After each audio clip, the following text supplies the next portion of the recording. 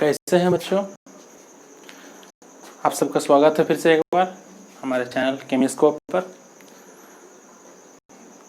तो last class में हम लोगों ने चर्चा किया था बैलेंसिंग कैसे करते हैं और उसके बारे में थोड़ा सा इंट्रोडक्शन देखा था। और आज हम लोग टाइप्स ऑफ केमिकल रिएक्शन के बारे में स्टार्ट करेंगे, पढ़ेंगे। इसमें सबसे पहला एक टेबल देखिए, यानी कितने टाइप्स ऑफ केमिकल रिएक्शन है, कितने तरह केमिकल रिएक्शन है, वे क्या क्या है और उनमें क्या क्या डिफरेंसेस हैं, इन सब पे चर्चा करेंगे। एक छोटा सा समरी चार्ट हम लोग बनाए हैं, इसको पढ़ते हैं। पहला है टाइप कॉम्बिनेशन रिएक्शन, दूसरा डिकम्पोजिशन, तीसरा डिस्प्लेसमेंट, चौथा एंडोथर्मिक, पांचवा एक्सोथर्मिक। तो यहाँ समझने वाली बात है कि कॉम्बिनेशन तो अकेला है, ठीक है। डिकम्पोजिशन रिएक्शन, कॉम्बिनेशन मतलब होता है कंबाइन करना, दो चीज़ों का मिल जाना। अब इसके बारे में डिटेल पढ़ेंगे। फिर डिकम्पोजिशन, डिकम्पोज करना मतलब टूटना। उसके बाद डिकम्पोजिशन के अंदर है तीन टाइप है। पहला है थर्मल डिकम्पोजिशन, फिर है इलेक्ट्रिक डिकम्पोजिशन, फिर है फोटो डिकम्पोजिशन। तो thermal decomposition reaction, thermal means होता है हीट, थर्म का मतलब होता है हीट, यानी with the application of heat we will decompose something or some compound. Electric decomposition मतलब with the help of electricity, बिजली, electricity. नेक्स्ट है फोटो डिकम्पोजिशन, मीन्स इसका मतलब with the help of light, light के help से हम इसको तोड़ेंगे। डिस्प्लेसमेंट, डिस्प्लेस करना होता है इसका मतलब कि जो आपसे कमजोर है आप उसको डिस्प्लेस कर आप वहां पर बैठ गए, यानी जो आपसे कमजोर है वो वहां से हट जाएगा, आप उसका जगह ले लेंगे। यही इसमें भी होता है। तो जो कमजोर एलिमेंट होता है, कमजोर element on the basis of what, reactivity, ये डिस्प्लेस होता है on the basis of reactivity. Reactivity अभी हम लोग पढ़ेंगे जब इसको पढ़ेंगे डिस्प्लेसमेंट को। और इसके दो हिस्से हैं, एक डबल डिस्प्लेसमेंट और एक रेडॉक्स। डबल डिस्प्लेसमेंट मतलब दो डिस्प्लेसमेंट होगा एक साथ, यानी दो कंपाउंड आपस में अपने जो वैलेंसीज हैं, नेगेटिव पॉजिटिव रेडिकल जिसको बोलते हैं, वो इंटरचेंज करेंगे।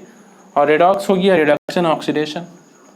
ऑक्सीडेशन और रिडक्शन दो अलग अलग रिएक्शन होता है, उसमें जो चीज़ें हैं वो पढ़ेंगे। फिर आता है एंडोथर्मिक और फिर एक्सोथर्मिक। तो एंडोथर्मिक रिएक्शन में क्या होता है, थर्म मतलब होता है हीट, एंडो मतलब होता है एब्जॉर्ब करना, यानी इसमें हीट एब्जॉर्ब होता है। एक्सो मतलब होता है, एक्सोथर्मिक मतलब रिलीज, क्या करना, हीट को, यानी इसमें हीट रिलीज हो रहा है।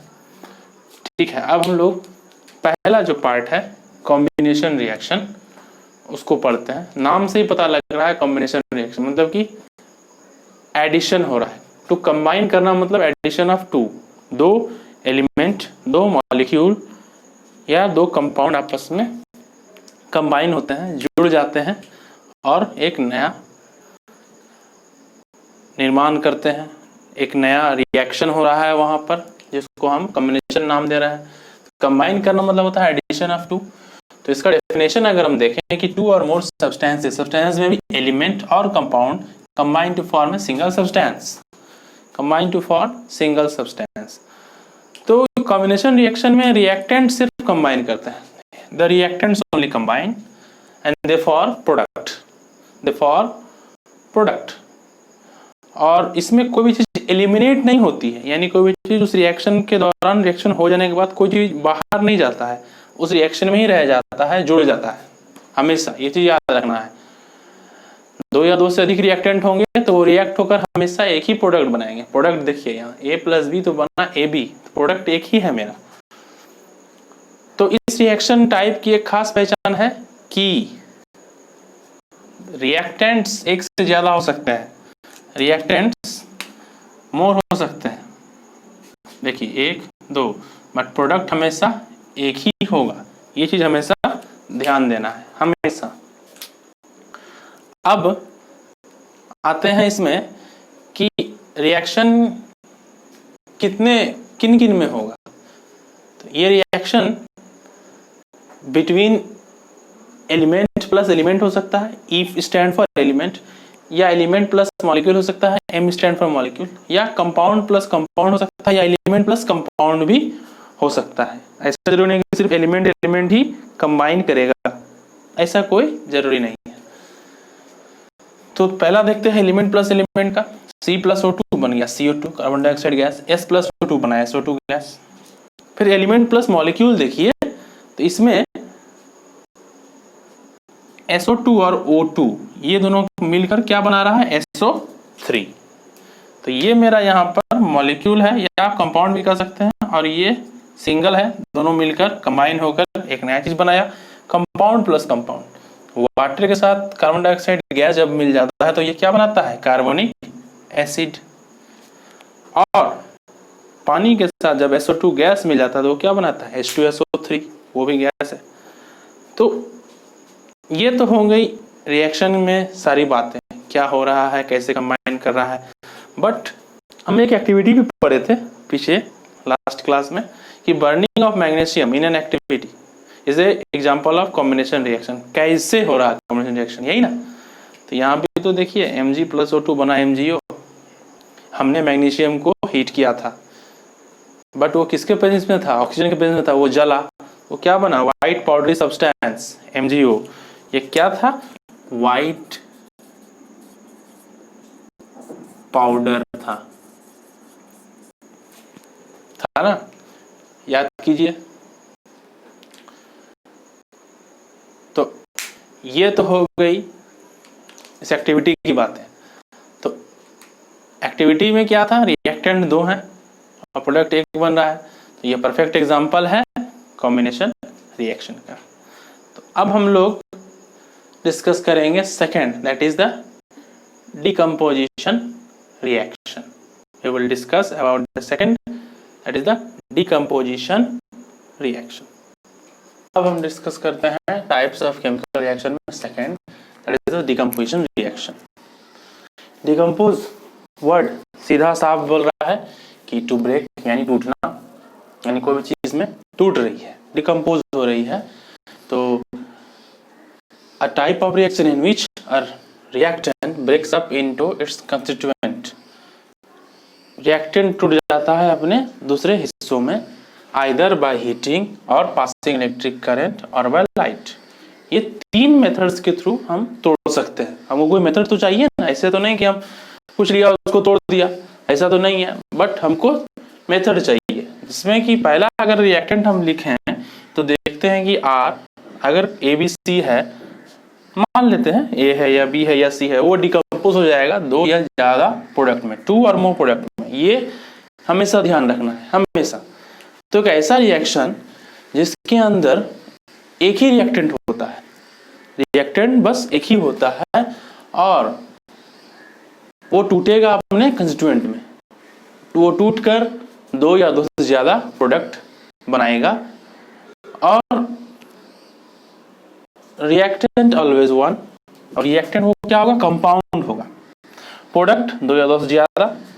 तो how does this reactant breaks और डिकम्पोज, कैसे टूटते हैं? तो तीन तरीके से, आइदर बाय हीटिंग या बाय पासिंग करंट और बाय लाइट। जैसे A टूट गया A+B में, A टूट गया A+B में, तो डिकम्पोजिशन रिएक्शन में रिएक्टेंट हमेशा कंपाउंड होगा, क्योंकि कंपाउंड ही टूटेगा ना अपने कंस्टिट्यूएंट में, दूसरा टूटेगा नहीं। अगर अब मान लेते हैं कि कंपाउंड हम ना लें, कोई एलिमेंट लें, तो सोडियम ब्रेक्स, किसमें टूटेगा? सोडियम, वो तो खुद अकेला है, किसमें टूटेगा? दो चाहिए ना साथ में कुछ जो तोड़कर अलग अलग हो जाए।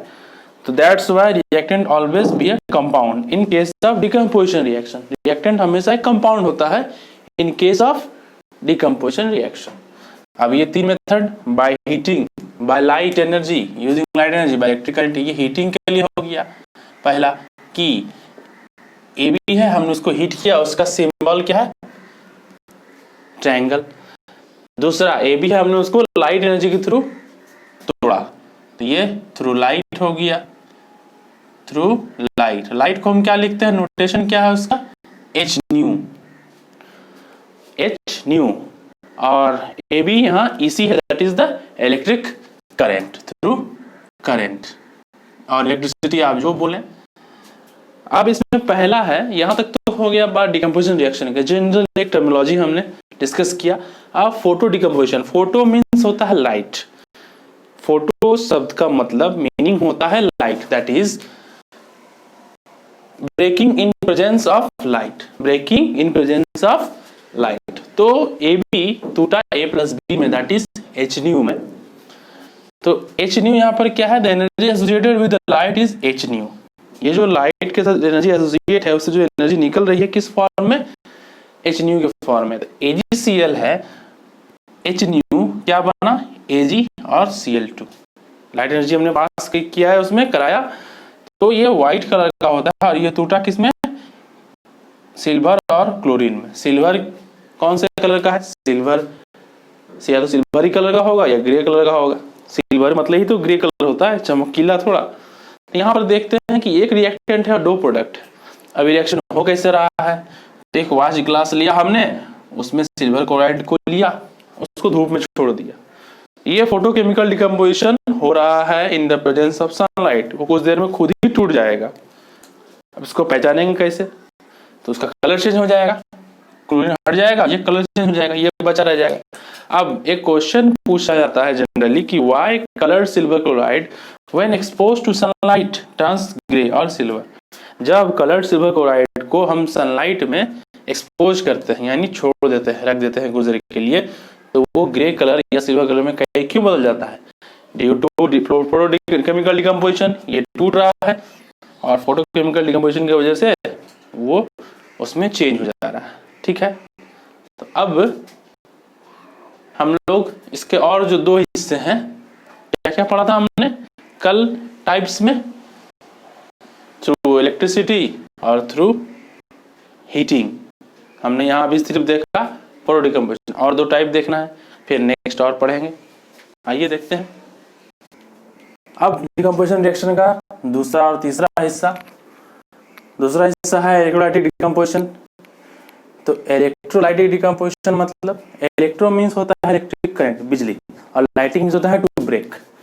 तो किसी भी सब्सटेंस को इलेक्ट्रिसिटी के हेल्प से ब्रेक करना, इसका मतलब हुआ breaking of substance with the help of electricity. यानी किसी भी सब्सटेंस को हम तोड़ रहे हैं बिजली के सहायता से, with the help of electricity. इसका एग्जांपल सबसे अच्छा है कि NaCl, सोडियम क्लोराइड को इलेक्ट्रिसिटी जब हमने पास कराया तो वो टूटा Na और Cl2 में, फिर इसको हमने बैलेंस कर लिया। तो इस टाइप का डिकम्पोजिशन जो है कहलाता है इलेक्ट्रोलाइटिक डिकम्पोजिशन। ऐसे डिकम्पोजिशन को हम कहते हैं इलेक्ट्रोलाइटिक डिकम्पोजिशन। तीसरा है thermal decomposition, that is breaking of substance by the application of heat. यानी किसी भी चीज को हम तोड़ रहे हैं किसके थ्रू, हीट के थ्रू, हम उसको गर्म कर रहे हैं। देखिए थर्म वर्ड का मतलब ही होता है हीट, डिकम्पोजिशन डिकम्पोज करना मतलब तोड़ना। तो हम किसी भी सब्सटेंस को तोड़ रहे हैं with the help of heat. तो AB को हमने हीट किया तो ये टूटा किसमें, A प्लस B में। अब यहाँ पर देखिए एक सिंपल सा एक्टिविटी है कि COCO3 copper carbonate green colour का होता है, उसको हमने हीट किया तो वो क्या हो गया, टूट गया CuO और CO2 में। ये गैस यहाँ से निकल रहा है इस जगह से, एस्केप हो रहा है, तो ये टूट गया CuO और CO2 में। इसका रिएक्शन क्या होगा कि CuCO3, दैट इज CuCO3 हमने हीट किया, उसे क्यों टूटा, CuO और CO2 में। ठीक है, तो हम आसानी से इन रिएक्शन को, इन डिकम्पोजिशन को अच्छे से समझ सकते हैं, समझा सकते हैं इन सिंपल एक्टिविटीज के थ्रू। अब नेक्स्ट एक्टिविटी है, बहुत इंटरेस्टिंग है और थोड़ा समझने लायक भी है, कि heating of ferrous sulphate FeSO4 और 7H2O। ये ग्रीन कलर होता है, इसको ग्रीन विट्रियोल भी बोलते हैं हम सब। तीन विट्रियोल होते हैं, व्हाइट विट्रियोल, ग्रीन विट्रियोल और ब्लू विट्रियोल। व्हाइट विट्रियोल होता है जिंक का सल्फेट, कॉपर का सल्फेट होता है दैट इज ब्लू विट्रियोल, और आयरन का सल्फेट होता है दैट इज ग्रीन विट्रियोल। तो यहाँ पर जो रिएक्शन हो रहा है, हमने टेस्ट ट्यूब में इस कंपाउंड को डाला बर्नर में, उसे हीट किया कुछ देर, टेस्ट ट्यूब होल्डर से उसे हमने पकड़े रखा फॉर सम टाइम। कुछ देर बाद हम देखेंगे कि एक पंजेंट स्मेलिंग गैस जो है उससे रिलीज हो रहा है कुछ देर के बाद। पंजेंट शब्द का मतलब जहरीला, खतरनाक। तो FeSO4.7H2 को हमने हीट किया सबसे पहले, ये टूटा 2 हिस्सों में, फेरस सल्फेट और 7 मॉलिक्यूल्स ऑफ वाटर। ये 7 मॉलिक्यूल्स ऑफ वाटर जो हैं ये केमिकली कंबाइंड है यहाँ पर, और इसे बोला जाता है वाटर ऑफ क्रिस्टलाइजेशन। इसे बोला जाता है वाटर ऑफ क्रिस्टलाइजेशन। और फिर दोबारा से आयरन सल्फेट को हमने हीट किया तो ये बना Fe2O3, SO2 और SO3।